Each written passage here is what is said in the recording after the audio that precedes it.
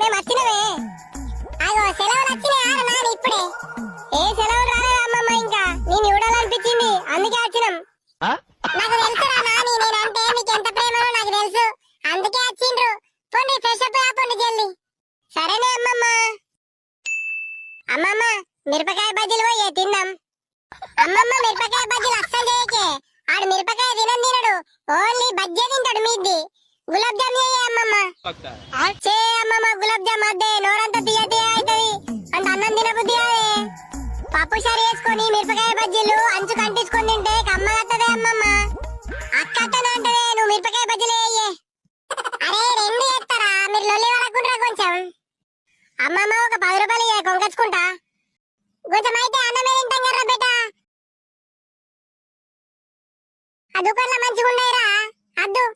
అబ్బా అమ్మమ్మ ప్లీజే ఇయ్యే. సరే సరే ఇత్తా ఇత్తా ఆగు. అరే వేస్ట్ ఫెల్లో, అమ్మ పైసలు అడగద్దన్నాయారా అమ్మమ్మని, మళ్ళీ అడుగుతున్నావా? నేను అమ్మ చెప్తావు.